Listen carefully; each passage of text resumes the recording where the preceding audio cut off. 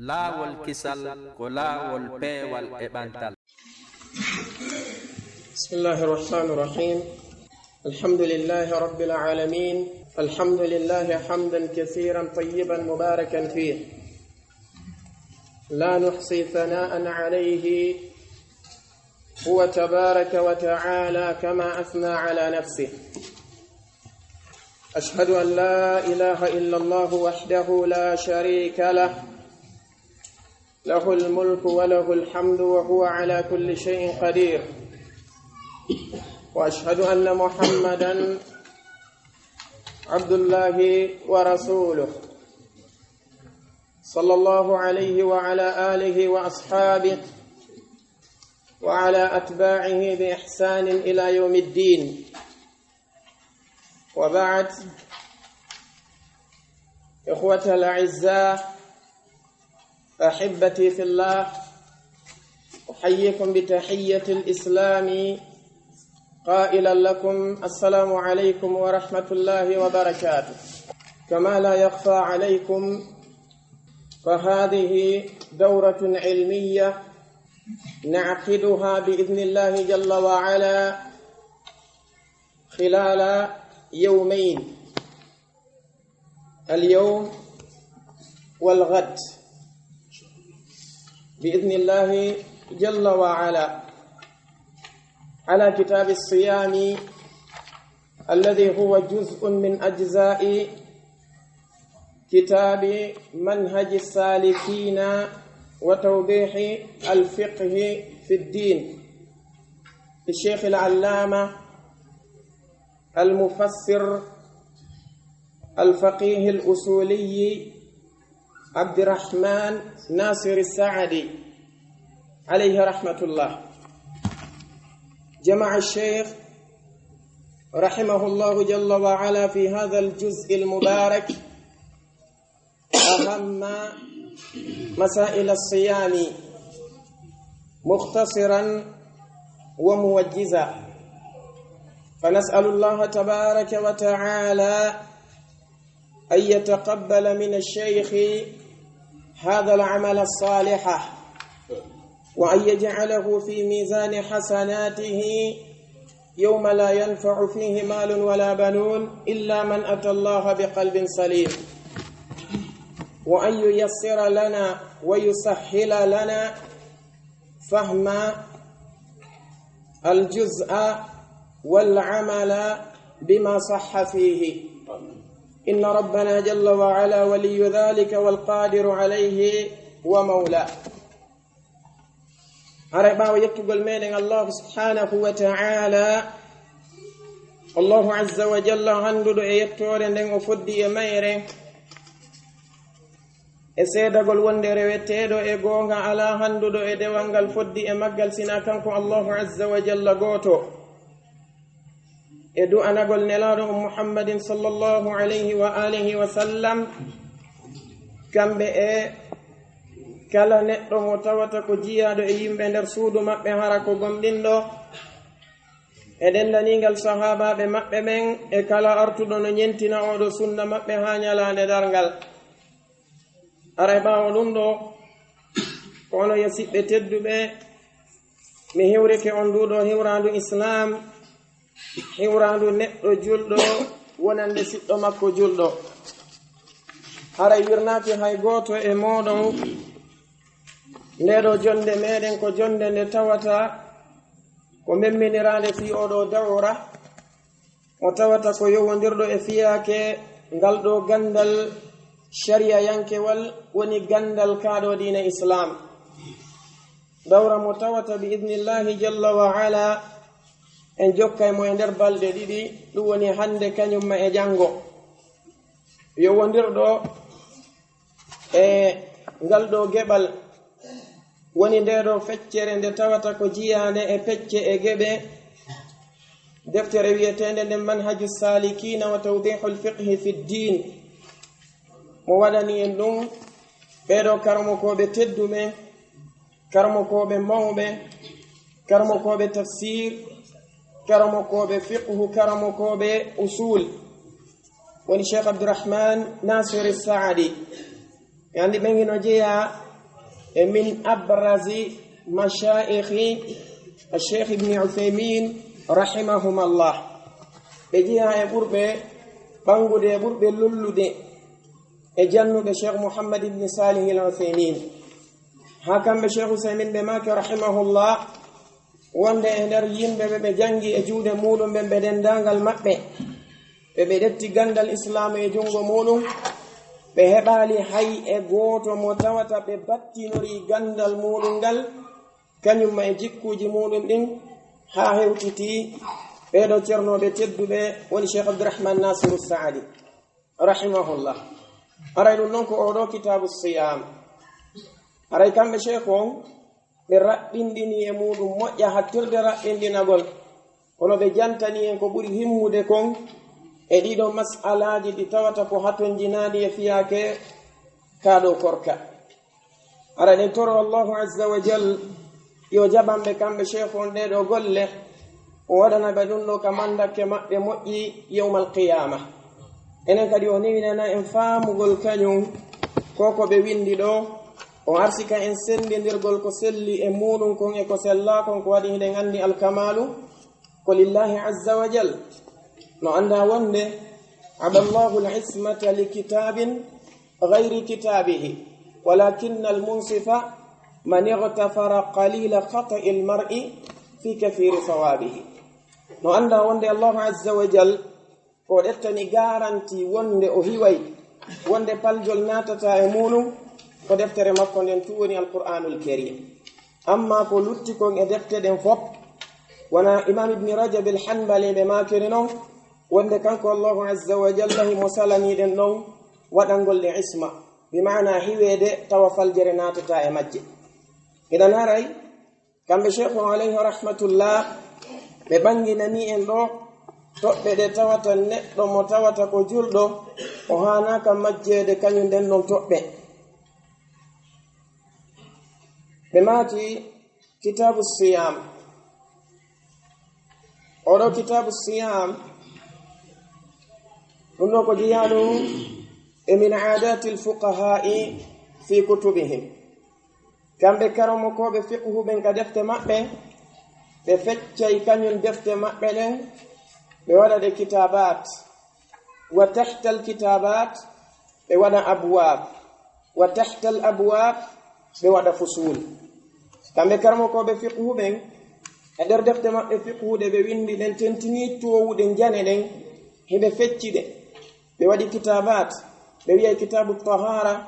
ɓe wiya kitabu sala ɓe wiya kitabu zaka ɓe wiya kitabu siyam wa halumma jarra e nder ɗum ɗon kamɓe karmokoɓe ɓen ɗiɗo kitabatji ɓe fecca ɗi kadi ɓe waɗa ɗi ajza sa detti wona kitabu tahara ɓe fecca ɗum ɗon ɓe waɗa abwab e nder abwabu on kadi ɓe fecca ɗum ɗon ɓe waɗa fusul ɗum ɗo fof ko fi honɗum ko fi yo newano neɗɗo wonɗo ndarude on wonɗo jangude on yuɓɓanomo kanko neɗɗo on ko woni e jangude kon hara o heɓali sattede e muɗum ko ɗum kamɓe ceernoɓe ɓe waɗirta ɗum ɗo wona cheikh usaymin ɓe makiri noon ka sharhul mumti'i maɓɓe ka mujallad aran si innama kitab maana muɗum wona alkitab karmo koɓɓe maaki ko masdaru kataba yaktubu kitaban wa kitabatan ay ida jama'a idan si innama alkitabu maanahu ko aljami'u si innama kitabu siyam maana muɗum ko aljami'u li masail as-siyam ko ɗum woni ko mooɓi mas'alaji ɗi tawata ko mas'alaji yowodirɗin e fiyake korka kan ko ɗum ɗo wiyete alkitab amma as-sawm se ndetti as-sawm ɓe gandi no karmo koɓɓe makiri noon si innama as-sawmu lugatan ko ɗum woni al-imsak as-sawmu lugatan huwa al-imsaku ɓe wi ida amsaka الرجل عن شيء يقال له صائم si tawi hawri neɗɗo o jogitike hoore makko e gaayi huunde o wiyete wonde o hoori e nden ɗon huunde wa minhu qawlu rabbina tabaraka wa ta'ala fa imma tarayinna min albashari ahadan faquli inni nadartu lirrahmani صوما فلن أكلم اليوم إنسيا أي فإني نذرت للرحمن صوما أي إمساكا عن الكلام معنى مؤمن ستوي هوري إنما الصوم كهال عرب كدوني هنو الإمساك جوجي تقول هوري مؤمن يقول أما اصطلاحا ستوي إنما الصوم نولي كرمكو إماكو بوند الصوم اصطلاحا وإمساك بنية عن أشياء مخصوصة في زمن مخصوص من شخص مخصوص بما بيقولون نوية الصوم اصطلاحا إمساك بنية عن أشياء مخصوصة في زمن مخصوص من شخص مخصوص معنى مودون كدوني جوغي تاغول هوري مودون وندودي أنية وني إمساك بنية جوغي تاغول هوري مودون وندودي أنية عن أشياء مخصوصة بيجي دي تاوتا كو بيجي بمعنى هرتنا دي توقدادي وني المفطرات بيجي دي تاوتا كو بوناي دي كوركا نيدانكيو في زمن مخصوص زمن متوتا كو توقدالو كفانا إلنهم ومن طلوع الفجر الصادق إلى غروب الشمس كوغيلكا فجر غونغو دون o ƴellitinon ha nange ngenge muta jonnon min shakhsin makhsusin immorde e neɗɗo mo tawata ko hertiɗo oɗon neɗɗo mo tawata ko hertiɗo hertinaɗo on maana muɗum ko alladhi ijtama'at indahu shurutu wujubi as-sawm ko on neɗɗo mo tawata timmika makko ɗiɗo shartiji ɗi tata ko shartiji waɗɗagol korka kam idan ɓe maki ko ɗum ɗo wiyete الصيام اصطلاحا إمساك بنية عن أشياء مخصوصة في زمن مخصوص من شخص مخصوص وبقى كان بفنين فن في يبرت لامه بما كي ونسي إنما الصيام اصطلاحا كدوني هنو التعبد لله تبارك وتعالى بالإمساك عن الأكل والشرب والجماع وعن سائر المفطرات من طلوع الفجر الصادق إلى غروب الشمس كما في كرونويته الصيام اصطلاحا كروني ريوير قال الله تبارك وتعالى معنى مو أني أون كدو يلت أني أون كدو هبي ريوير قال الله تبارك وتعالى جوجي تقول هوري مولو e ko wiyete ko ñaamugol kañum may yarugol e rendugol e dendaningal ɗiɗo piiji ɗi tawata ko bonnayɗi korka neɗɗanke o gila ka fajiri gongu ɗon o feeri ɗon haa ka naange ngen nge muti ɗon ko ɗum ɗo wiyete assiyamu istilahan idan en anndi ko wiyete kon assiyamu lugatan huwa al imsak en anndi ko wiyete kon assiyamu istilahan يونسي إنما كتاب الصيام أرى إنفامي كو جامع مسائل الصيام بما كان الشيخ رحمه الله الأصل فيه قوله تعالى يا أيها الذين آمنوا كتب عليكم الصيام كما كتب على الذين من قبلكم لعلكم تتقون بما كان الأصل فيه معنى الأصل e oɗo nokku maana mo dette tan ko ad-dalil kono den andi sen detti al asl karmo koɓɓen no jonni mo ta'rifatiji ɗuɗuɗi ka sengo istilah wanon ka sengo luga ɓe maki ko ma yubna alayhi ghayruhu se yeyi ka istilah kamɓe karmo koɓɓen ɓe mari konguɗi ɗuɗuɗi ko ɓe janti fi ko wiyete kon al asl woɓɓe go ɓe maki wonde al aslu huwa ad-dalil woɓɓe maaki wonde al aslu ko ma yatafarra'u minhu shay woɓɓe maaki wonde al aslu ko ar-rujhan woɓɓe yaari al aslu ko al qa'idatu al mustamirra woɓɓe yaari wonde al aslu ko al maqisa alayhi idan no mari konguɗi ɗi tata ko konguɗi ɗuɗuɗi kono maana makko on ɗo al aslu ma'nahu huna ko ad-dalil idan al aslu fihi ay fi siyami ɗum woni ad-dalilu fihi dalil on e fiyake korka kan kala yewtowoma fi korka nokku ka o yata ɗum aslan dalil makko arano on si tawi ko anduɗo fi korka ko qawluhu ta'ala kongol allahu towɗo ya ayyuha alladhina amanu ko onon yo gonɗinɓe no ko nida'un min allahi jalla wa ala li ahli al-iman abdullah ibn mas'ud bimaka radiyallahu anhu idha sami'ta allah azza wa jalla yunadi biqawlihi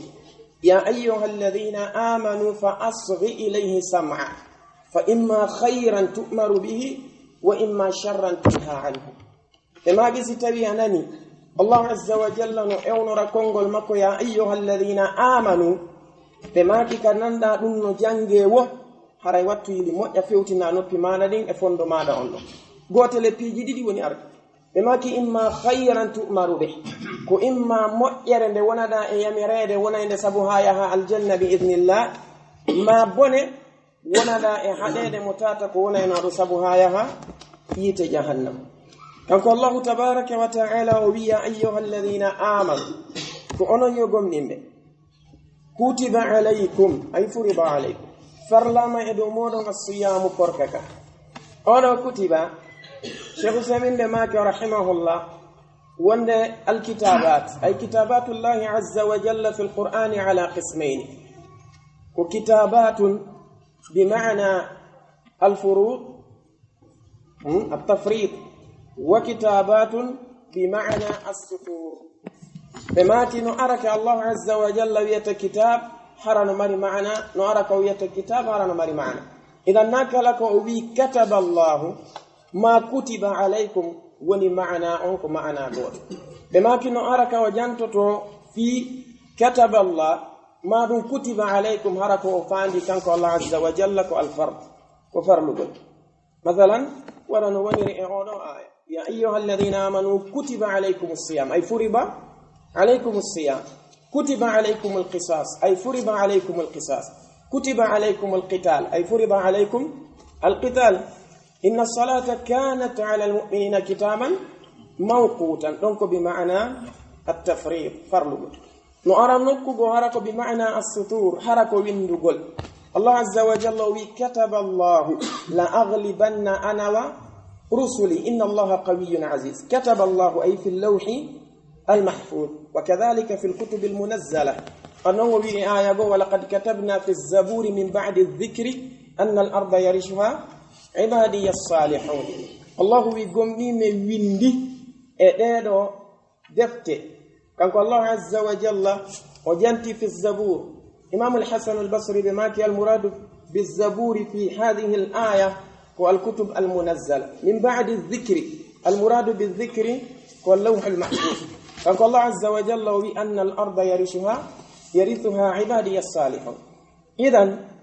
كبين نون وأندل نون وفام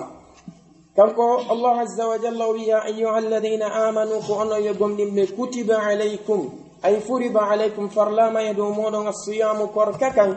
وني هورغل نودو لورسوما كما كتب على الذين ونفرلرنون يدوبن من قبلكم أدتيبه هورغل لعلكم في أن تتقون ينقل مكانكم الله تبارك وتعالى أقول الله عز وجل جمع في هذه الآية بين شيئين اثنين عظيمين الشيء الأول حكم الصيام أي صيام رمضان الشيء الثاني منتهى غايته تبارك وتعالى في تفريض صيام رمضان المبارك دونك الله عز وجل وجنتك ندر اودو آية بيجي ديدي تاتا كو مودي موƴƴa hunde aranere nden ko jantanagol en ñaawore horugol suumay hunde dimmere nden jantanagol en ko woni hattirde hikma makko on kanko Allah tabaaraka wa ta'ala hattirde faanunde makko nen e fawgol en kaado korka anko joomi men o wi en ko o farliri korka gange hoore menen wana ko yimbe buy sikki bay buy no sikki ko fiitu yo lorru woɓɓe no sikki ko fi yo sonju en ko fi yo bittinange fi yo faadinange Allah yuridu Allah bikum al-yusra wa la yuridu bikum al-usra o wi wa ma ja'ala alaykum fi ad-din min haraj idan kanko Allah azza wa jalla wi ko farliri korka kan e hoore meɗen ko fi honɗum ko li taqwa oɗo noon taqwa ilen andani hoore men ko kanko woni miftahu kulli khairin fi ddarain ko wiyete kon taqwa kañum woni saabiwal kala moƴƴere ka aduna e ka lahara aduna ɗo si tawi da faala moƴƴereji ɗin ka aduna fa alayka bittaqwa lahara si da faala moƴƴereji ɗin ton fa alayka bittaqwa inan Allah azza wa jalla o holli en ko farliri korka kan e hoore meɗen ko fi ɗum ɗo ko waɗi noon ko yamiroje e haɗoje woni e nder lewru suuma en kanko tabaraka wa taala o haadi en piiji heewɗi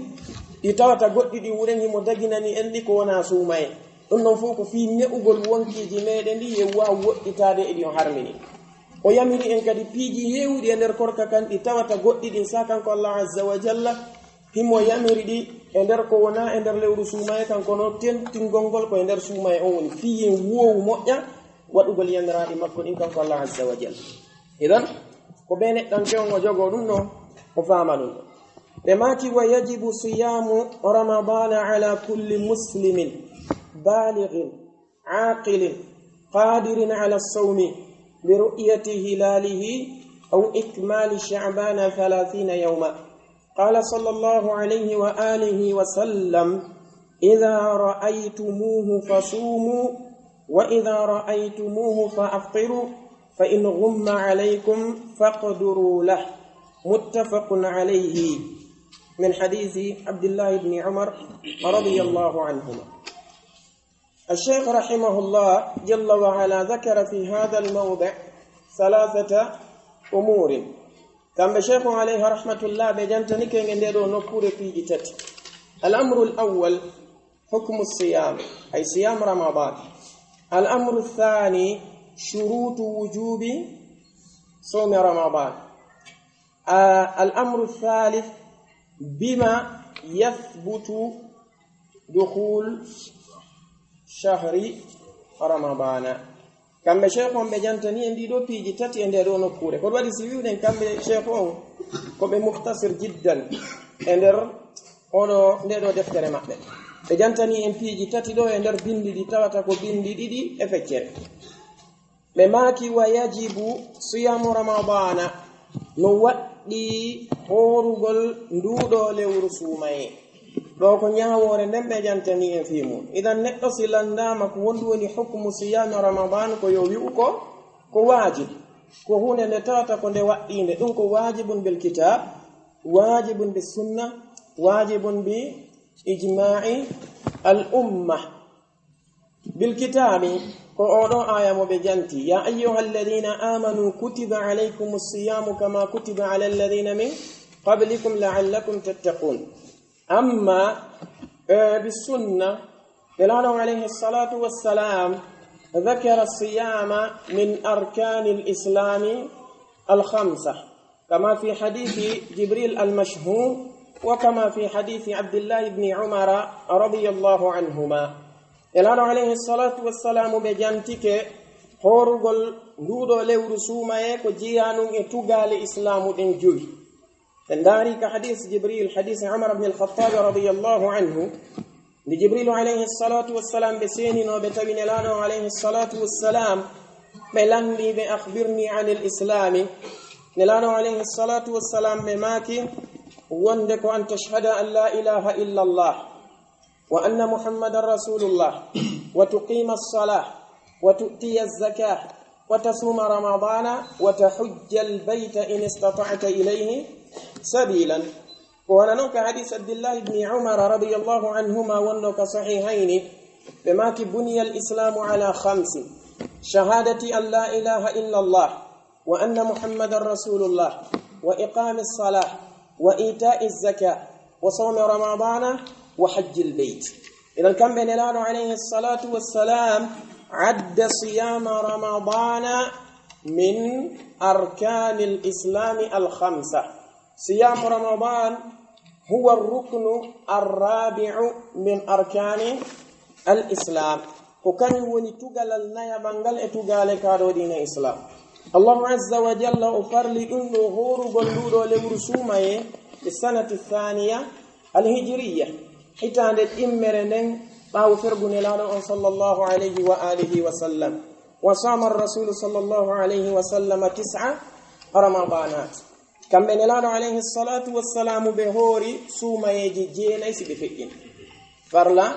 e hitande ɗiɗaɓire nden ɓaawo ɓe iwde makka ɓe seeno madina ɓe hoori suumayeji 9 si kamɓe nelaaɗo alayhi salatu wassalam ɓe hooti ka joomi meɗen jalla waala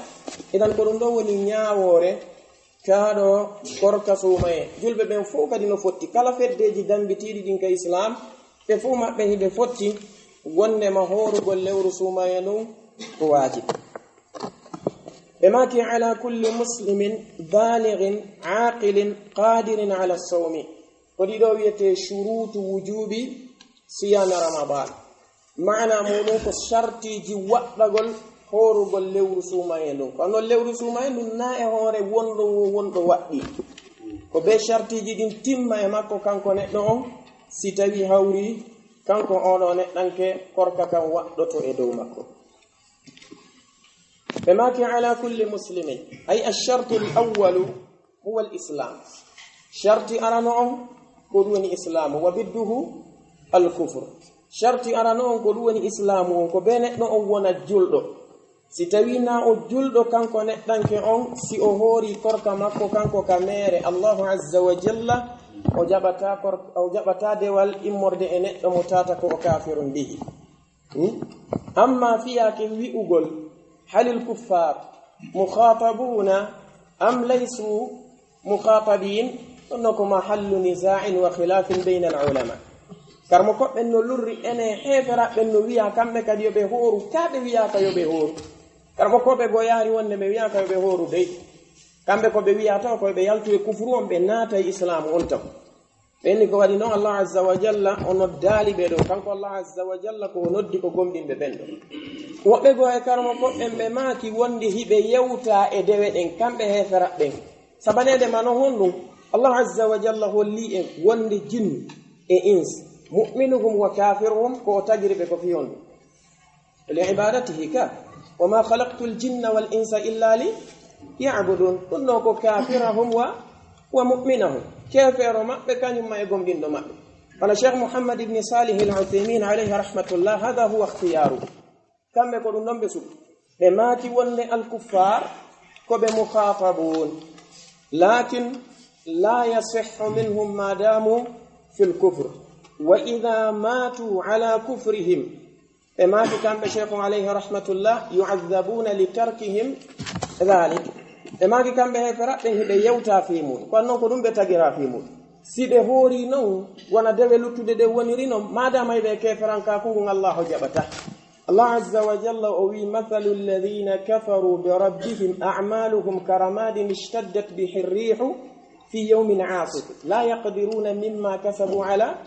shay'in neɗɗo si tawi woni kefeero golle makko ɗe yawmal qiyamati joni men wi o hettoyta hay e hunde mum kala ko golli ko moƴƴi kaka aduna ɗo jonnete yawmal qiyama allah jaɓata wa qadimna ila ma amilu min amalin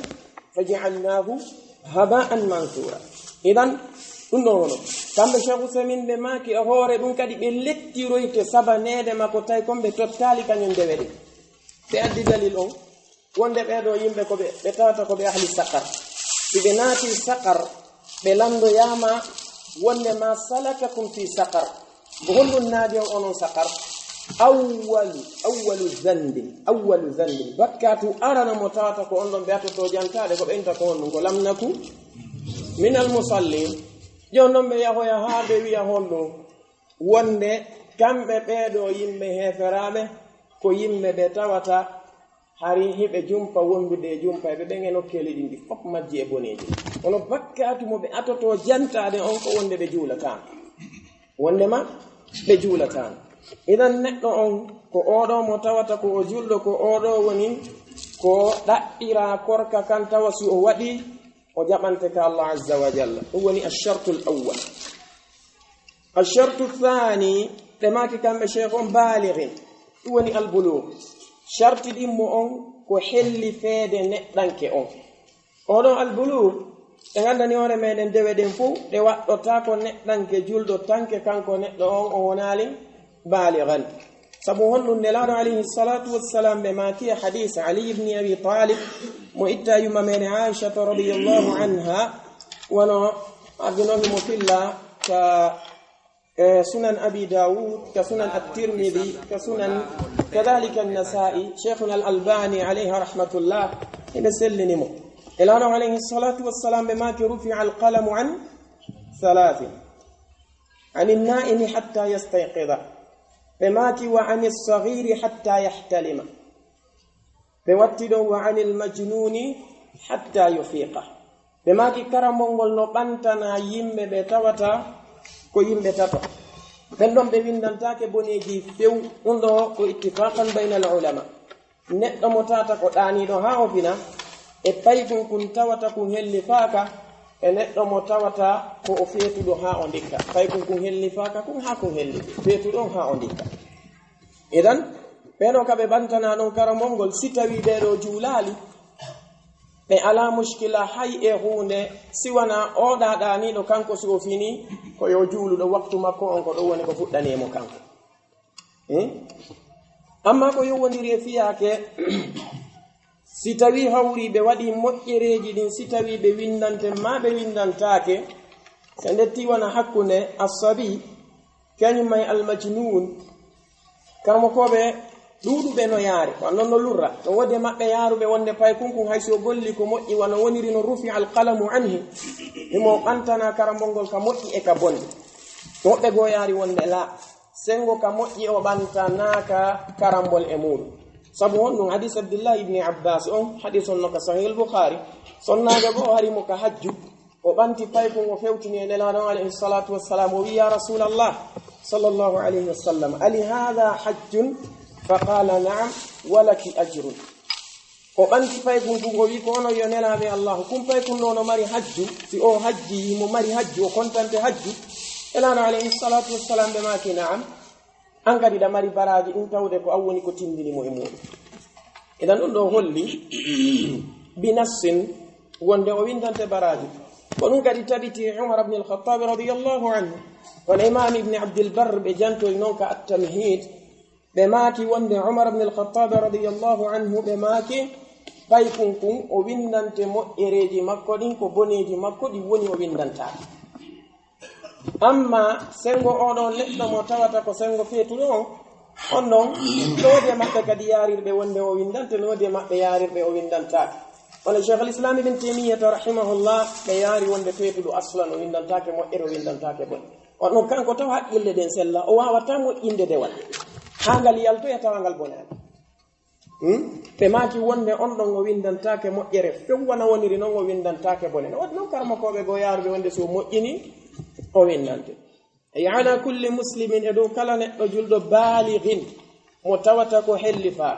ɗum ɗo noon hollaali wonde pay koye koye helli faaka koye koye jennatake koye wowtintake korkata e andi no heewi e ɓeeɗoɓe tata ko jongalleɓe neniraɓe babiraɓe ndaraɓe pay koye muɗum ɓe inna wonde o hoorata si o hoori o tampi gokkunni ɓe daroɓe namo yo taƴu janngo na ya hooru faɗɗi janngo na ya hooru ɓe inna ko ya hooru ñande humete ñande sappo e joyi e ñande wondu ɗowtitete ɗum ɗon naani wonirno ko wiyete kon jikkuji adabu sahaba se ndaari wono ardi noon ka sahihayn no ton hadise mo tata ko ittaɗo e oɗo sonnajo Ar-Rabi' bintu Muawwidhin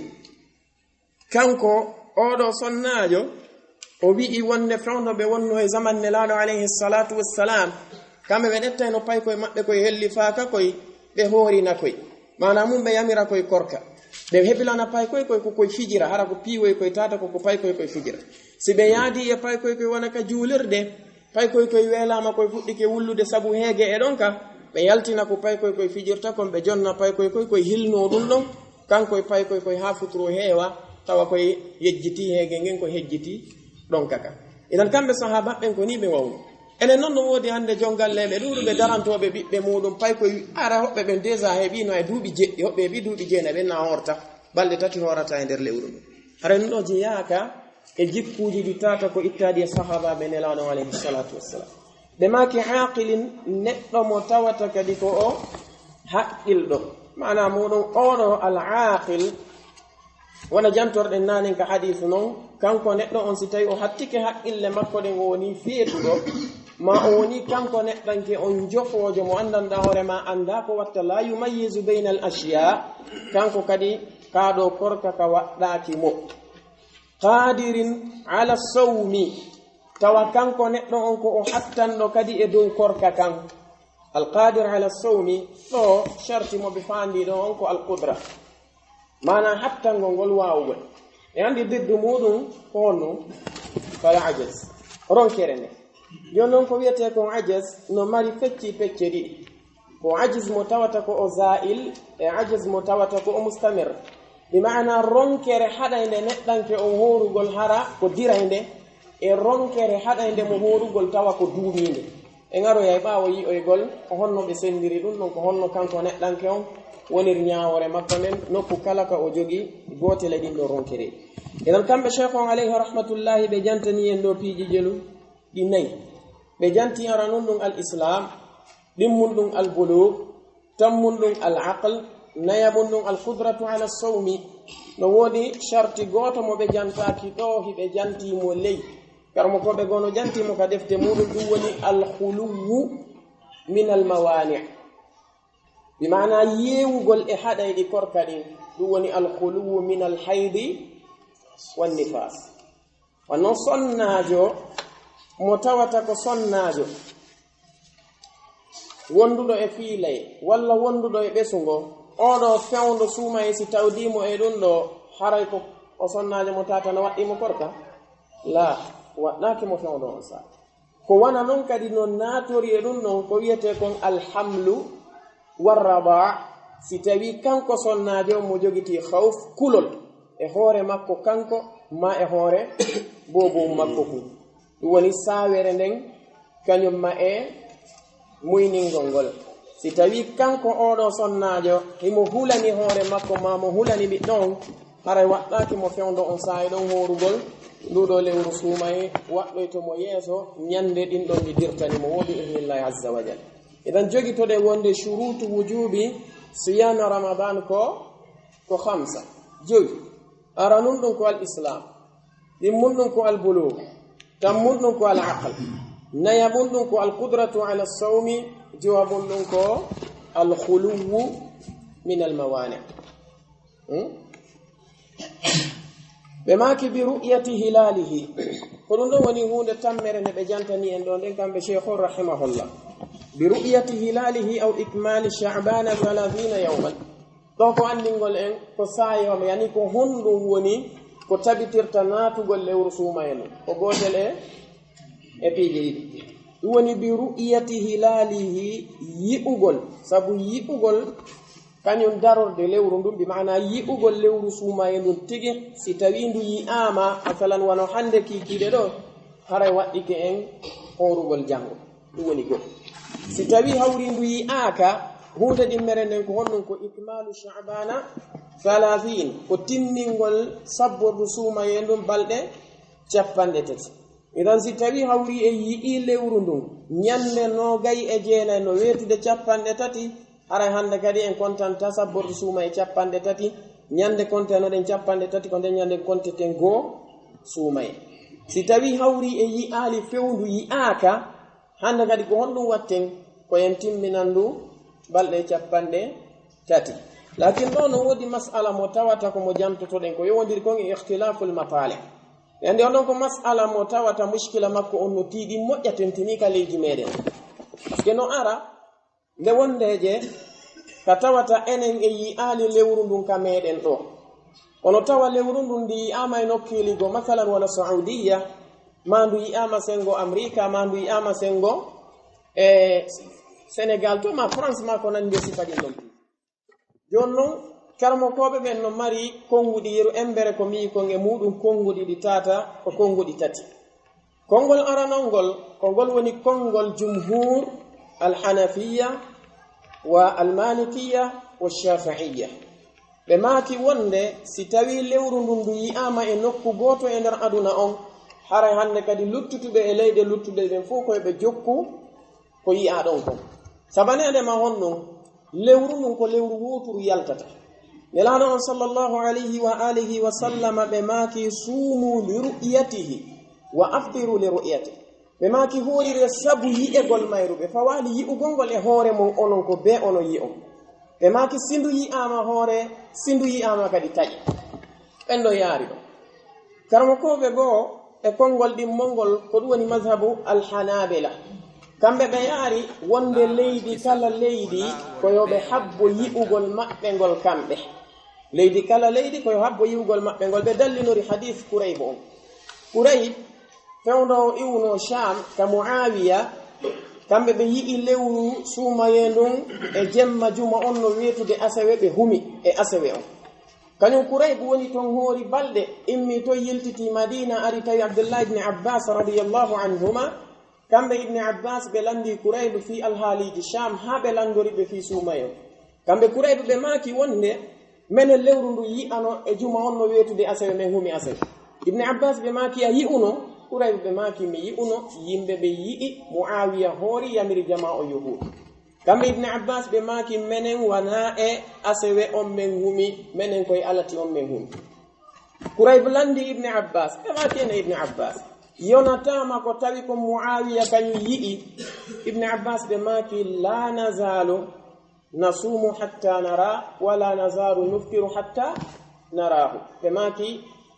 hakada amarana rasulullahi sallllahu alayhi wa sallam menen men sertata men hooray haa me yi'andumandu timma men sertata kadi men taƴay haa me yi'andumandu timma idan kamɓe hanabilayankoɓe ɓe yaari ɗo wonde hakkunde Sham kañumma e Saudiya no andana ko woɗɗodiri haa to kono ibn Abbas kamɓe ɓe waɗali i'timad e konko ɓen ɗo yi'i kamɓe ɓe waɗi i'timad e kamɓe yimɓe Madina ko ɓe yi'i ko konngol tammol ngol ɓen ɗon karmokoɓe yaari wonde alhaali on ko mooɓay ɗum kala yimɓe ɓe tawata ko feppodirɓe waktuji sa'aji ɓe tawata kamɓe fajiri on ko saayi gooto feerantaɓe nangen ko saayi gooto fuɗantaɓe ko saayi gooto nge mutantaɓe mana muɗum albuldanul mujawira leyɗe ɗe tawata ko kawtirɗe ɗen sifa enen no wondirɗen ni e Mali e Sénégal e Côte d'Ivoire e Libéria e Sarlon e Guinée Bissau sifa ɗeɗo leyɗe ɗen andi sa'aji meɗen ɗin ko sa'aji gooti ɓe wi si tawi leydi wootiri e ɗeɗo leyɗe yi'i haray ɗeya leyɗe luttuɗe koyo joggi to kamɓe kadi wonde yi'ama ka maɓɓe ɓe jokka amma si tawi ɗeɗo leyɗe ɗe ɓe wondi yi'ali ko leydi ndi tawata sa'aji maɓɓe ɗin no lutodir na sa'i goto nangen funantaɓe na sa'i goto mutantaɓe ɓe wi na ɓe waɗi i'timad e yi'ande ɓen ɗon nde ono cheikh l'islam ibn taymiyata rahimahullah ko ɗum ɗo ɓe suuɓi kadalika cheikh mouhammad ibni salih al uthaymin alayhi rahmatullah lakin ɗo joni fiyake masala o woni khilafiya ko honɗum jogotoɗen wona ulama'ul lajina ɓe maaki fiyake on si ardi non e leydi alwajibu ala sukkani lbalad ko an yarji'u ila ra'yi waliyi amrihim fi ddini ko waɗɗi yimɓe ɓen e ndinɗo leydi koye ɓe yiltito ɓe yaha e on mo tawata ko laamiɗo fiyakuji diina maɓɓe kan e ndinɗo leydi ko tabintini kon ɓe ɗetta li qawli nabiyi sallllahu alayhi wa sallam assawmu yawma tasumuna walfitru yawma tuftiruna wal adha yawma tudahhun ɓe maaki wonde ɗon si tawi halfinaɓe diina kam masala liggo ɓe inni wondema ko yen jokku ɓeya ko yi'i kon haray waɗɗike yen jokku ɗum ɗon kala lundiɗo ɗum ɗon haray khalafa Allah wa khalafa rasula wa khalafa waliya amri yanda si faamike mon wonnon ko ɗum ɗon woni ko hettata itta lurrangal e leydi kono si tawi goɗɗo inni masalan joni kanko jokka e madhabu hanafiyankoɓe jumhuru ko yaari kon ɗa oɗa inna kañum jokka e madhabu hanabilayankoɓe ɓe minnami jokka e madhabu ko cheikh l'islam ibn taymiyya yaari ko si tawi menen ɗo koye nder galle goto men woni gorko on no mari sonnaɓe tato goto kala e maɓɓe ɗetti madhabu goto haray ko on to jamu kalima o o yahata ka ɓe maaki fiyolurral ngal iwu ko ɓeɗum noon waawe joni en hatta ɗo ha juula inchallah sala ɗo salligade o joni ɓayno heji seeɗa imam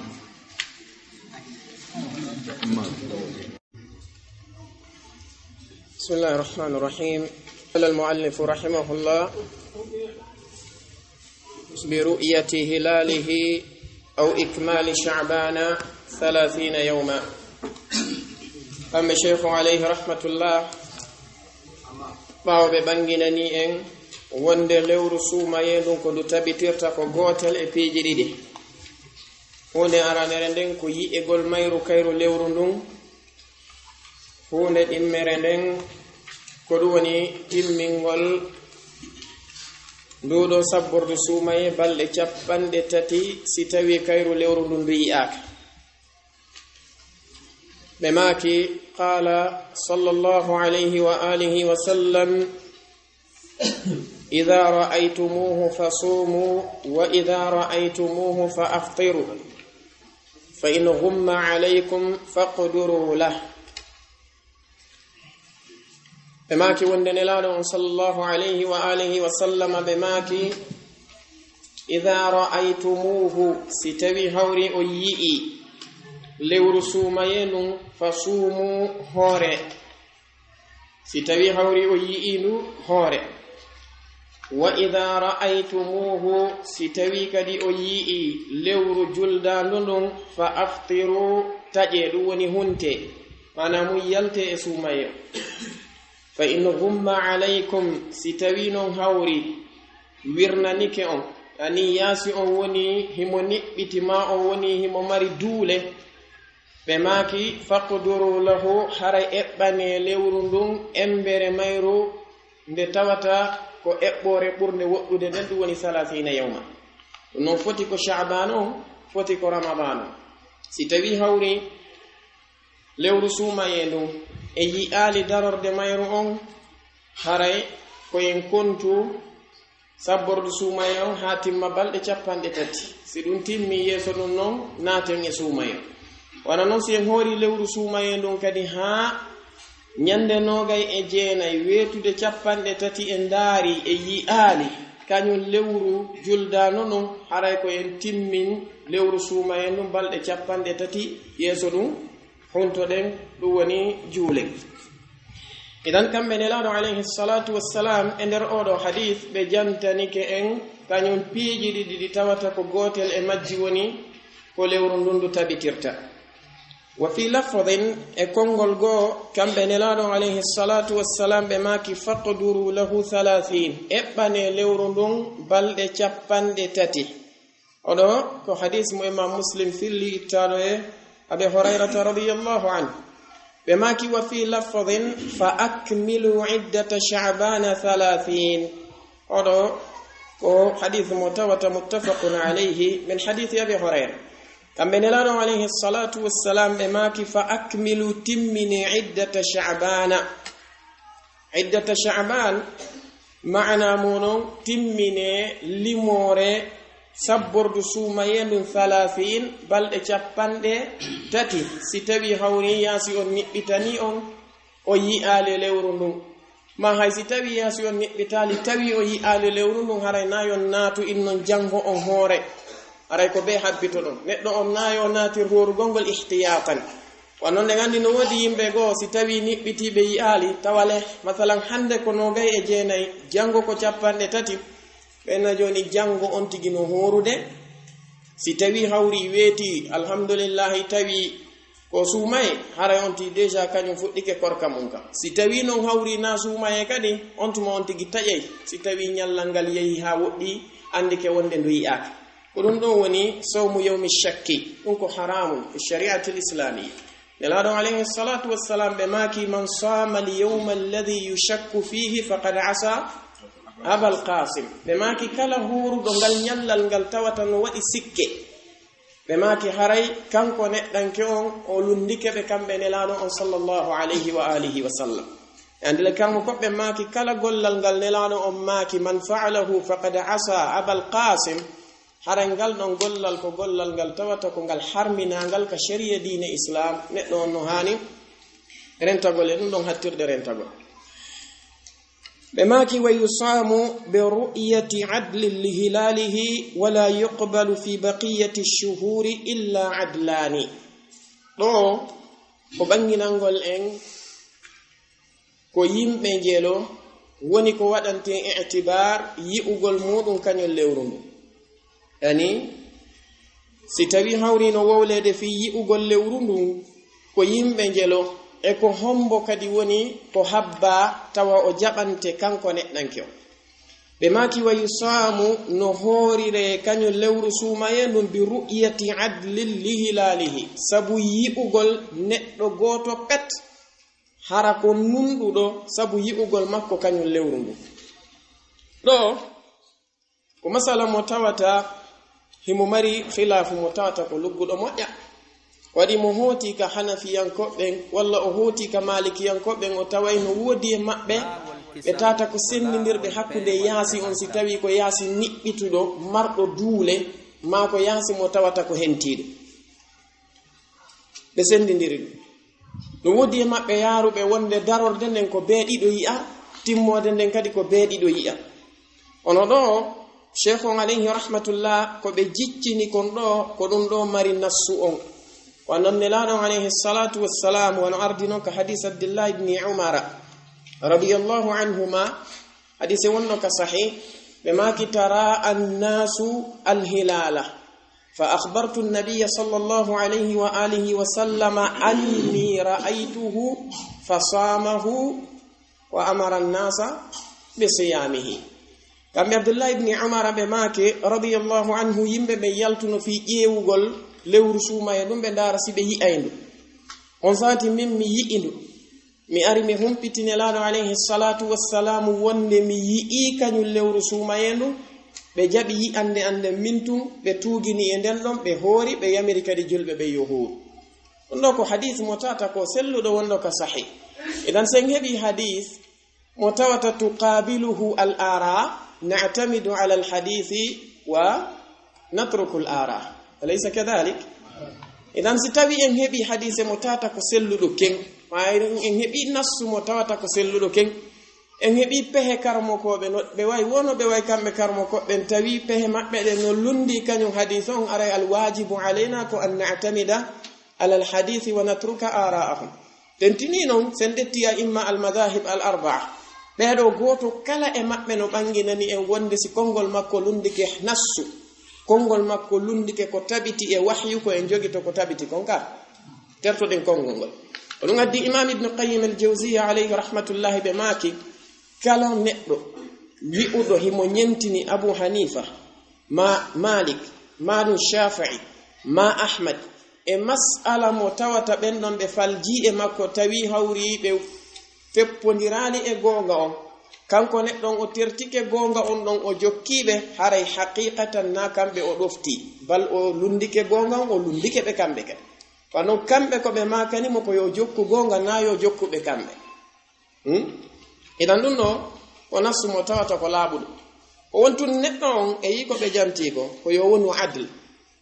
cheikh usamin ɓe watti ɗon tawa ko o sahihul basar hara gite makko ɗen kadi ko selluɗe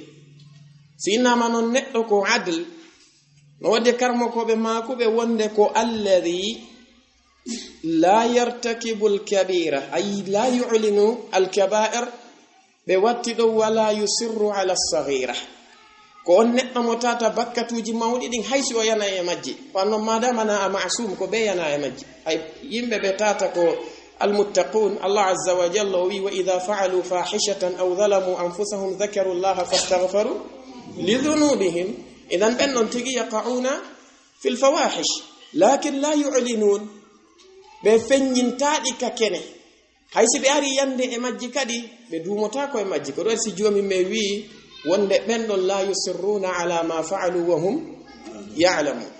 idan non non no wali dimmitel mudum gel be maaki kanko neddo wala yusirru ala saghair bakkatuji to soki din kadi si o wadi di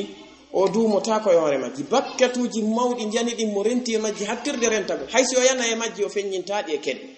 si o yani e majji kadi o duumota ko e majji o tuba e rutto to soki din nafsu shay be maaki ko do wiete al adl wadi ko piiji di hande wattude le mo moƴƴa enen nokkeli buyden inne adl kono aren sabutu waɗindirangol mujamala e fi welnugol konngudi lunnoɗen ɗum ɗo masalan si tawi en detti ka sengo humugol dewle e gandi seedeɓe wowlaɓe ɓen ko shahidani adl ka seedeɓe ɗiɗo ɓe tata ko nunɗuɓe kono haye goɗɗo no waɗe seede tawa kanko neɗɗanke on o fimay cigarette ta kanko neɗɗo on o yara e beere ta kanko neɗɗo on o waɗa e zina are tumɓe inno komɓe on seedeɓe momɓe ɓe ceerno kaari ma moodi kaari ma koto kaari oɗo ko kaarijo hikkaniɗo jombowo nokkel kaari ɗiɗo ko piiji ɗi hanuɓe renude moƴƴa e muɗum par ce que ko nunɗuɓe wowla idan ɗon ko be kanko neɗɗon o wona nunɗuɗo si o wonali nunɗuɗo kanko neɗɗon si o yii lewru ndun hay si o yii ndu ari o yii ndu e landike en heɓali goɗɗo go seeditaniɗo mo na en huuru few joni noon ko andirton kon angal nunɗal no hulɓini karmo koɓɓe maaki joni si tawi kanko o yii o ari o humpiti jama on kamɓe ɓe jaɓali horirde ɓe mana hoorejo diina ka wi'ita on hooru kaari na nunɗuɗo yarli non joni kanko waɗɗike mo horugol ka waɗɗake par ce que kanko o yii cheikhul islam ibn taymiyata rahimahullah ɓe addi konguɗi terle ndi tati ka majmuu fata maɓɓe ɓe maaki lakin kamɓe bo ɓe ɓuri jiccinde kon ɓe maaki ko ɓuri sellude e konguɗi karamokoɓe ɓen ko wonde kanko tigi o hoorata fi kala o yii naare lette angal nunɗa kanko o yii lewru ndu few o ari o jaɓanaka ɓe wi hay kanko nayo hooru allahumma illa si wana hara nokku ka o wonɗon kanko ko o nokku woɗɗitiɗo masalan ko hoɗɗo ka burure ko ton o watta suumaye on fof o waɗay to lebbi hewɗi o artata ɓe wi ɗon siko kanko tun hoɗi e nokkure nden ɗon ara ne waɗɗimo hoorugo kono si tawi no woodi ɓe o wowlanta ɓe nana ara nayo hooru yandasimaa sharti ɗimmo on ko yo wonu sahihul basar neɗɗo selluɗo gite si tawi ko neɗɗo mo yiyata moƴƴa o ari ko nun ɗi wo ko nun ɗi si o inni mbi yii lewru ndu woɓɓe goo seedaki ɓe maaki o ɓe addi misal e zaman umar ibn al-khattab radiyallahu anhu neɗɗo goo arno tawi jama on no yaltino ɗaɓɓitude kañum lewru ndu kanko neɗɗanke on o ɓanti o ndaari tun o wi mi yii ndu umar ɓe ndaari mo moƴƴa ɓe maaki uggini o uggini ɓe maaki fitti gite maani o fiɗɗiɗe ɓe maaki ɓanto kadi o ɓanti o ndaari ɓe maaki a yii o wi mi yiyaani ɓe maaki aw ko leeɓol wonno ka yitere ma ko ngol juuti ɗum ko ɗum sikkunoɗa ko lewru idan ko be neɗɗo o wonan nunɗuɗo o wonan neɗɗo mo tawata kadi ko selluɗo gite ko be ɗum ɓe maaki kono wala yuqbalu fi baqiyati shuhuri illa adlani lebbi ɗi tawata ko luttuɗi ɗin jaɓantake ɗon seedande siwana nunɗuɓe ɗiɗo ɗon ɓe maaki gooto tun yonata ko darogol suumaye on tun woni ko jaɓante gooto ɓe maaki amma lebbi luttuɗi ɗi wona timmugol suumaye on ɗum woni daragol juldano non ko be heɓen nunɗuɓe ɗiɗo si tawi ɗum ɗon heɓaki haray ko en timmin suumaye on balɗe 3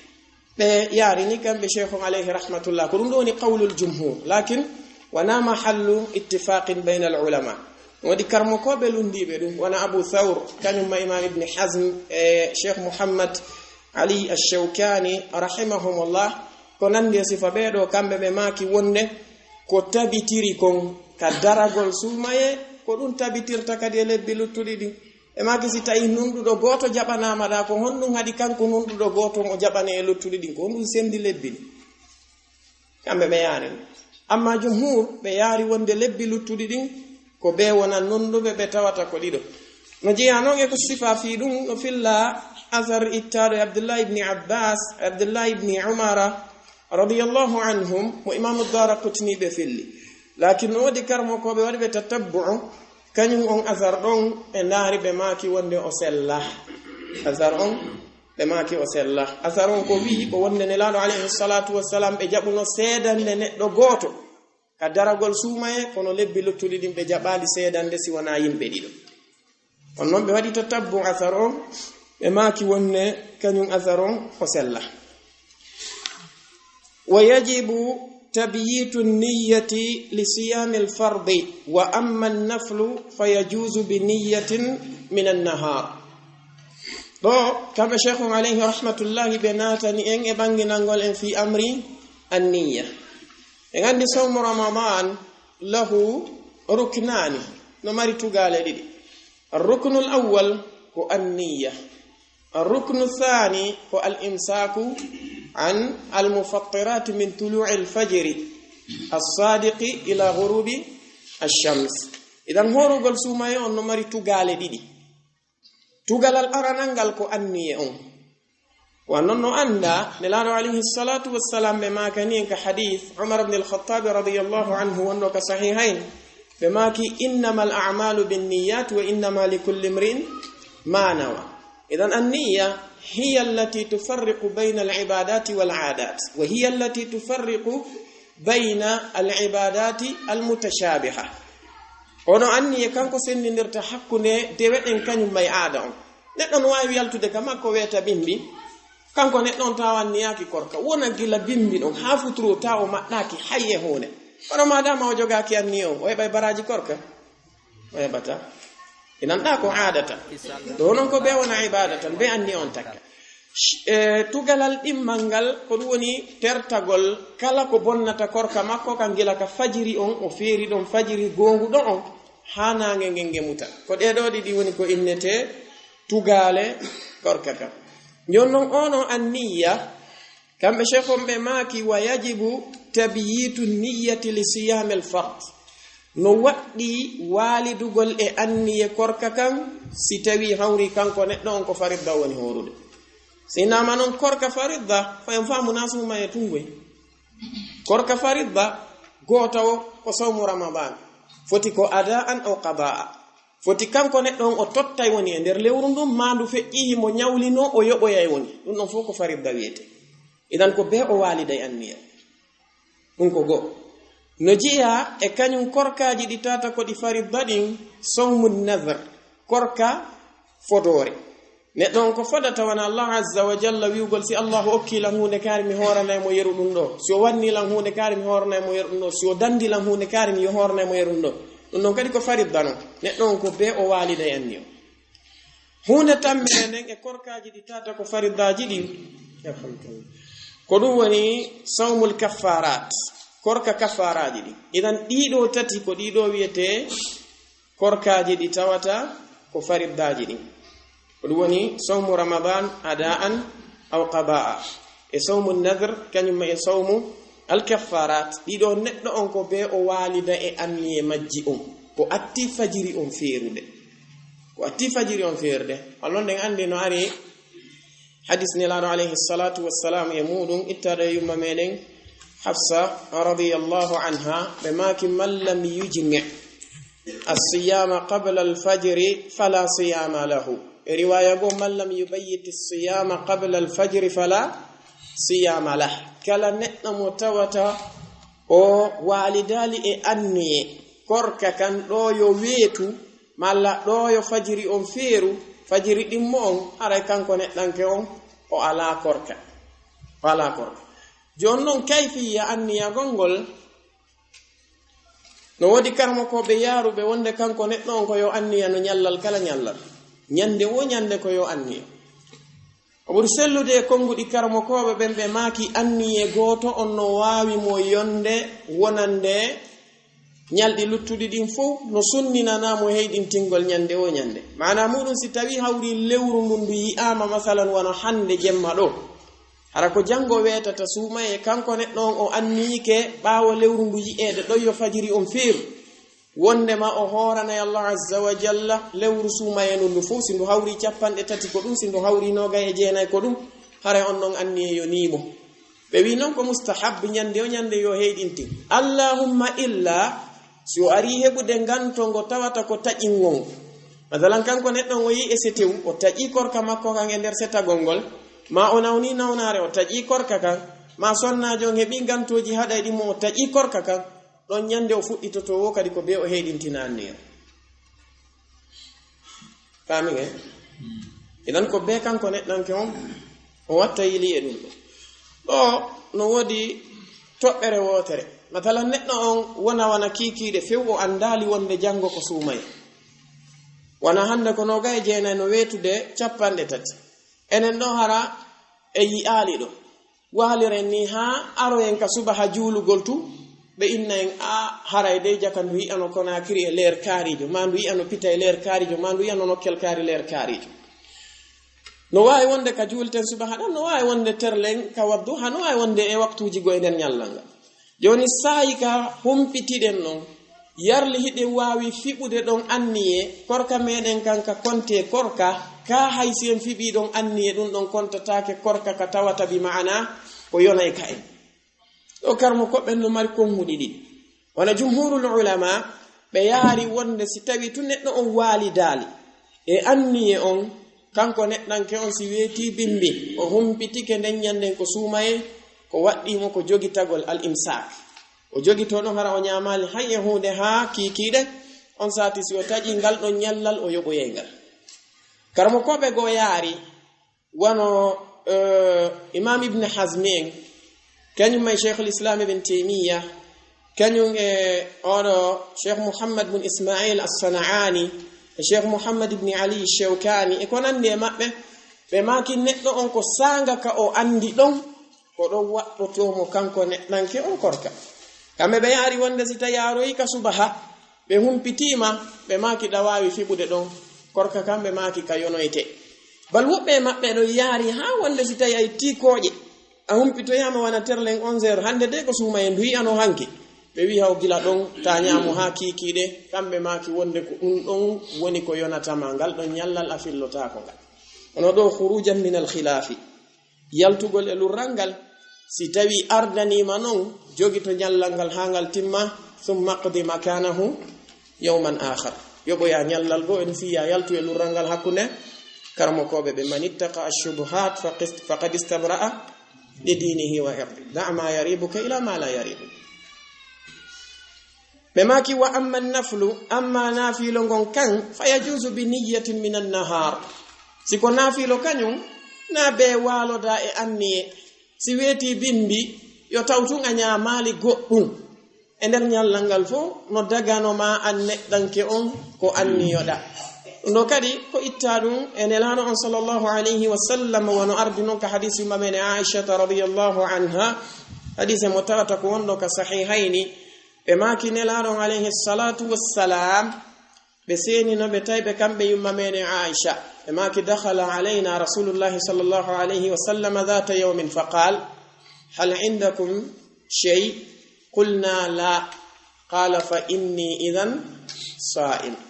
ɓe maki nelaɗo alayhi salatu wassalam natuno ɓe tawi men ñande gore ɓe landi men si meɗen mari ñamete min inni ala ɓe maki awa joni komi horuɗo andi holli ado ɗum ari ɓe hoora kono baɓe tawi ñamete heɓaki kamɓe nelaɗo alayhi salatu wassalamu ɓe hoori ɗum holli wonde siko naafilo harayno sellanama fiɓugol ngol e nder ñallal ngal amma siko farida haray ko be walida e anni on ɗo e fajiri um fiir ɓe maki walmaridu alladi yatadarraru bissawmi walmusafiru lahuma alfitru wassiyam kamɓe cheikh on alayhi rahmatullahi ɓe arani en jantanagol en fi ɓeɗoɓe tawata ko alladina yajuzu lahum alfitr ɓen ɓe tawata ko ahlu arrukhsa ɓe allah azza wa jalla waɗani newende ɓen e fi taƴugol korka maɓɓe kan e nder suumaye ɓe maki wal maridu on nawnuɗo alladi on mo tawata yatadarraru bissawmi mo tawata hino lorritora korka kan wal musafiru e setejo on lahuma no wodani ɓe kamɓe ɗiɗo ma'ana muɗum yajuzu lahuma no dagani ɓe kamɓe ɗiɗo yubahu lahuma alfitru taƴugol ngol wassiyam kañumma e korka kan mana on ɗo sen ɗetti almarid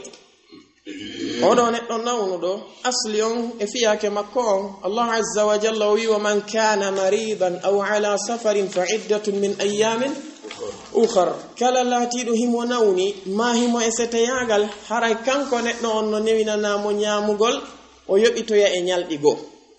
jonon ɗo kanko neɗɗo on ko nawnare wonde wo wonde walla wana wonde wo wonde wannon e yi cheikh on ɓe waɗi taqyid ɓe maki wal maridu alladi yatadarraru bissawm sabu honɗum no wodi yaruɓe wona imam ibne hazm kamɓe zahiriyankoɓɓen ɓe yaari wonde neɗɗo si woni maridun fa huwa marid sawa'un kana yatadarraru bil maradi walla la yatadarrar ɓe wi si o woni tun nawnuɗo woni nawnu ɓe inni wo haysi ko kollum ɓutani neɗɗo ma haysi ko feɗago o itti o barmi ƴiƴan sili ɗon ma haysi ko hoore muusimo tawa mo wawi horude hara lorramo few kamɓe zahiriyankoɓɓen ɓe inni wonde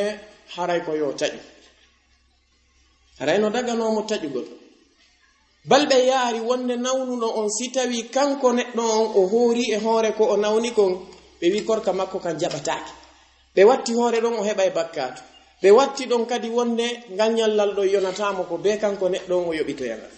ɓe inni ko waɗi noon allah azza wa jalla yamirmo allahu wi wa man kana maridan aw ala safarin fa iddatun min ayamin ukhar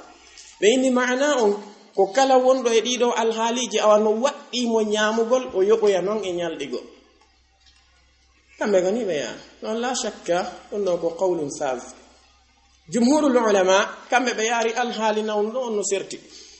parce que karmo koɓɓe maki nawnuɗo on alhaaliji makko ɗin ko be wona gotel e alhaaliji tati ana nun nun kanko neɗɗo on ko o marit la yashukku alayhi sawmu wala yatadarraru bihi fa hada lazimun alayhi an yasuma neɗɗo mo tawata sattantamo korka kam mo nawni few kono sattantamo korka kam o lorritorta kadi korka kam si innama la yatadarraru bihi ay maana munum as-sawmu la yazidu ala maradihi awalan ثانيا ولا يؤخر برء المرض وثالثا هو بنفسه يحتاج إلى أخذ بعض الأدوية في نهار رمضان سينما كان كون لا يتضرر بالصوم أولوري تورتا كوركا كان معنا مودون كوركا كان تيدينتا نونار ماكو نينغو si o hoori kanko neɗɗo on ɗum tongata ndikkugol nawnaare makko nen ɗiɗi tammun ɗum tawa kanko neɗɗanke on o hatonjina e ɗettugol lekkele nder ñallan andi no waɗi ɓe windanaymo lekkele ɗetteteɗe ñalon idan si innama o lorritorta korka kan koyo taw ɗiɗo hiɗi waali kadi waali oɗo si woniri ni korka kan sattantamo o lorritorta no waɗɗimo horugo kanko o wiyaka wonde yoɗuman ɗum ɗon no waali ɗimmitel muɗum ngel kanko oɗo neɗɗanke alhaali makko ɗin mo ay almarid ko an yashukka alayhi as-sawmu lakin la yatadarraru bihi kanko fa sunnatu lahu ko alfitr wa yukrahu lahu as-sawm si tawi o woni ko o nawnuɗo tawa nawnarne satta e hoore makko kono nde lorratamo wano jantorɗen nanen e fiyakuji lorrugol ngol satta e hoore makko si o hoori o loy maɗum o wata wadde piiji goo kono noon lorratamo e nder nawnare makko nden hay e hunde ka tongugol ma ka tiiɗingol nawnare nde ɓe inni ɗon kanko neɗɗanke o sunna o wona ndemo ko yo taƴu no añanamo horugol sabu hadisi mamede aishata radiallahu anha o wonɗo on ka sahih muslim kamɓe nelaɗo alayhi salatu wassalam imamede aishata radiallahu anha ɓe maki ma khuyyira rasulullahi sallallahu alayhi wa sallam bayna amrayni illa akhadha bi fil aysar ha hande ɓe suɓindinaka hakkunde piiji ɗiɗi sinaɓe ɗettay ko ɓuri newade ko malam yakun isman fa in kana isman kana ab'ada an-nasi minhu alhaali makko tammo on kanko nawnuɗo on ko ayyata barrara bisawm ko yo taw o lorritoray korkaka si o hoori hara lorremo oɗo yahrumu alayhi as-sawm no harmani mo horugol ngol sabu jomi me wi wala tulqu bi aydikum ila at-tahluka naam ɓe makiɗin mo on ko almusafir oɗo setejo kadi kanko kadi mo mari alhaaliji alhaali makko arano on ko yo taw korka ka wonandemo kanko setejo on e taƴugol ngol fuu no fota bi maana si o hoori o lorrotako si o taƴi kadi o lorrotako ta fof no fotanam oɗo kanko e hoore makko al afdalu lahu ko as-sawm ko ɓuri mo moƴƴande kanko korka kam sabu non honnum allah azza wa jalla wi wa anta sumu khayrun lakum in kuntum ta'lamun alhaali makko ɗimmo on ko yo taw kanko neɗɗanke on gootel e majji no ɓuri mo newanade e ɗi kuma imma as-sawm wa imma al-fitr hara ko ɓurkum mo newanade ko woni ko o haani ɗettude sabu honɗum hadisi mamene Aisha mo jantiɗen nane on elaɗo alayhi salatu wassalam kana yahtaru aysara al-amrayn kamɓe ɓe ɗetteno ko ɓuri newade e fiyakuji ɗin ɗum waɗi si tawi Abu Darda in ɓe maaki min yaltiduno e nelaɗo alayhi salatu wassalam e setew maɓɓe go min ari ha e laawol tawi ala e amen horuɗo hay e goto siwana ko nelaɗo alayhi salatu wassalam e Abdullah ibn Rawaha menen luttuɓe ɓen fof meɗen taƴi amma alhaali makko tammo on kanko neɗɗanke on ko yo taw korka kan e hoore muɗum no sattanamo kono noon kañum korka kan lorratamo kanko neɗɗon suwori no sattanamo noon kono o lorritorta sabanede ma ɗum ɓe wi oɗo neɗɗo kanko ko makruhun fi haqqihi an yasuma no añanamo yo hooru sunna on wonandemo ko yo taju sabu honɗum nelaɗo on alayhi salatu wassalam ɓe senino ñande goore e setew maɓɓe ono ardi noon ko hadis Jabir ibn Abdillah wonɗo ko sahihain ɓe tawi yimɓe no mooɓi tawi neɗɗo gooto jama on no mooɓi e hoore makko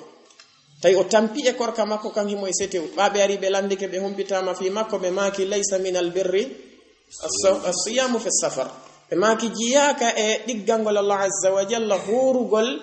ka setew tawa lorra e neɗɗani tawa sattana e neɗɗanke o idan ɓe tabintiniri no alhaali makko nayamo o woni sakkitorojo o wonandemo kanko almusafir ko an yatadarrara bisawm yo tawsi o hoori lorray mo kanko neɗɗon o heɓa e nawnaje sabu ɗum ma o faɗɗe ma ko nande sifadi piiji kanko no harmani mo horugol ngol sabu noon honɗum elaɗo alayhi salatu wassalam ono ardi noon e hadis Jabir ibn Abdillah iwgol maɓɓe Madina ɓe seeno Makka heɓe ka laawol ka fathu Makka ɓe ari e suumaye korka kan satti e hoore sahaba en haa elaɗo alayhi salatu wassalamu ɗetti ɓe landi ndiyam on sati ɓe yari ɗan ɓe humpita woodi sahabaɓe gooɓe taƴaali tele korka kan no lorrude ɓe maaki ulaika al usat hadis on no ko sahihu Muslim idan ɗiɗo alhaaliji ko ɓe neɗɗo on o aynitadi ɓe maaki wal maridu alladi yatadarraru bisawm oɗo nawnuɗo mo tata himo lorritora korka kan wal musafiru e setejo on lahuma ɓeɗo no daganiɓe alfitru honno wiyete taƴugol ngol wasiyamu kañum ma e horugol ngol maana muɗum si tawi hawri kamɓe ɗiɗo ɓe hoori hatta korka maɓɓe kam ko jaɓeteka amma noon si tawi hawri ɓe tawi hawri ko ɗum ɗon ɓuri moƴƴude wona alhaaliji ɗi renira noon ko ɗum woni ko alhaali on landiɓe woɓɓe karmo koɓe yaari wonde maana wasiyamu on ɗo ko horoygol yoɓitoya ko ɓe ñawli kon e nder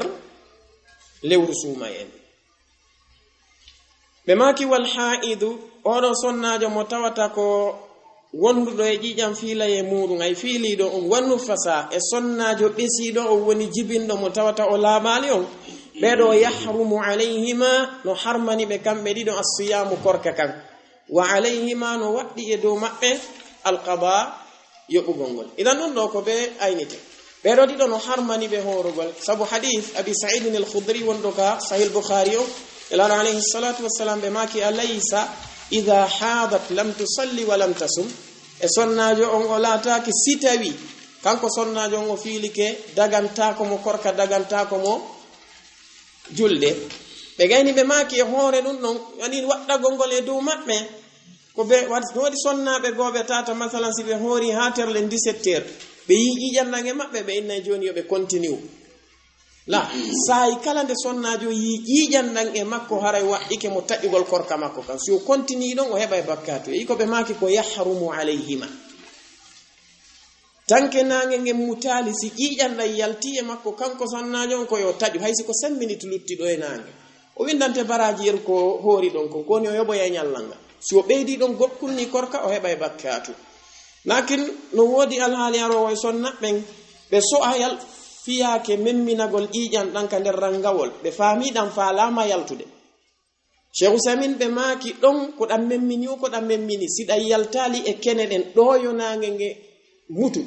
nange nge muti tawi ɗan yaltali ko ɓaawo nange nge mutude ɗan yalti oɗo sonnajo korka makko kan no timmi itibaron ko yaltugol ƴiƴan ɗan wona memminagol ƴiƴan ɗan ka nder rangawol ɓe maaki wa alayhim alqada no waɗɗiɓe kamɓe ɗiɗo yoɓoygol noon ko ɓe jogitiɗon kon ko annon ko alhaali nawnuɗo woni ko ɓe wallinaka sharia dina islam ɗo no ari hadise imamene Aisha radiyallahu anha wonɗo ko sahihu Muslim oɗo sonnajo Mu'adata al-Adawiya o landinoɓe kamɓe yumma meɗe Aisha wonde ko fiyake sonnajo on ko fi honɗum o yoɓanta korka kan kono o yoɓata julde nde kamɓe yumma meɗe Aisha radiyallahu anha ɓe maaki kana yusibuna dhalika fa nu'maru bi qada'i as-sawmi wala nu'maru bi qada'i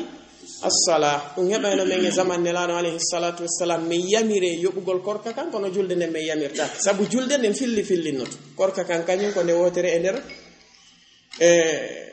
hitane بماكي والحامل والمرضع إذا خافتا على ولديهما أفطرتا وقضتا وأطعمتا عن كل يوم مسكينا. بماكي صناجو ساودون كنما صناجو وندو اموينيندون إذا خافتا على ولديهما أفطرتا ستاي بهولاني بيدو مابيون أفطرتا بتاجي kono wa qadata be yoboyay si tawi sumaye on feƴƴi be ganton on pottani kebe wa at'amata be nyammino ya an kulli miskinin an kulli yawmin e kala nyallal miskino si be yobi be nyammina miskino yeru feccere sa'ure ne odo ko masala mo tawata andi fiyake makko mo yaaji seeda wannan alhaaliji din non sirti kanko sawudo on e sonnajo muynino won si tawi be hulana hoore mabbe be hulana biddo mabbe on tawatana fus jokkabe non harayno waddi be yobe huru ko awwala thaniyan si tawi be ari hulde e yido kambe shekon be maki si tawi hawri be hulani biddo mabbe on tum tawi jokka wonki mabbe kin ko biddo on tum be hulani don harayno waddi be piiji didi baawo be tajude si be taji no waddi be yobo e gol din nyaldi don nyallal kala kadi be eta yeru feccere sa'ure be jonna miskino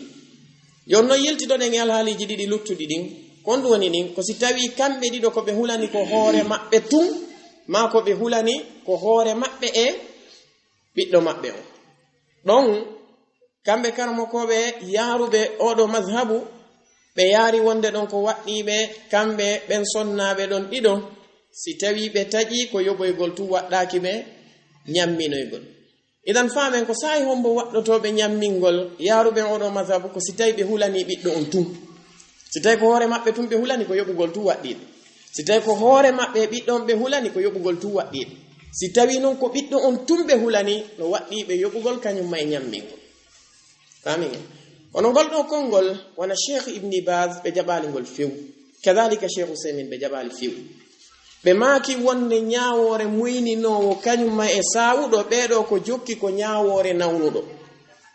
wa man kana maridan aw ala safarin fa iddatun min ayamin ukhra be maki wonde ben don dido ko waddi be wo ko honno si be taji ko be nyammi ko be horoytum be nyamminta fus Sheikh Ibn Baz e Sheikh Usaymin ko ni be yaari Sheikh Al-Albani kambe be yaari kongol tammol be maki ko waddi be ko honno ko nyamminoygol tum be horata gol kongol no itta Ibn Abbas Sheikh Albani kambe be yaari no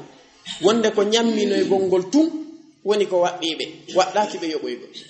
do non ka tigi sa taskike alhaaliji yewtereji mabbe di mojja ataway ko buri yaadude kon e adillaji din ko Sheikh Ibn Baz e Sheikh Usaymin be nyantika sendugol non inna be hulani oda ma be hulanali oda ma ko oda be hulani ma ko oda be hulani be maki wonde dum ala dalil ka sharia be hulani foko wonkiji foti ko bi don tum be hulani no ay ko hore mabbe be hulani be foko be wonkiji hanadi renede idan be maki don ko waddi be shar'an kambe sonnabe ben don sitawi hawri be taji ko yoboygol tum etugol hay e hune waddaki be kambe sonnabe ben non dido nam hare en daara no daroren do ande inshallah azza wa jalla dango en heɓayno timminire ɗi wonɗi ka anani ɗo ɗiɗo no hatton jini e yanni ko ɗiɗi ɓaawo ga woni hatton jina e sharhu hay hunde ɗum waɗi si tawi nebu nden e majji seeɗa parce que gila ka hewtoyɗen ɗo gaynuɗen ala ajison ha ka on ɗon hatti ɗon ko lutti ley ga kon en tawa hatton jina e sharhu hay e hunde bi'idhnillah azza wa jalla laawol kisal ko laawol peewal e ɓantal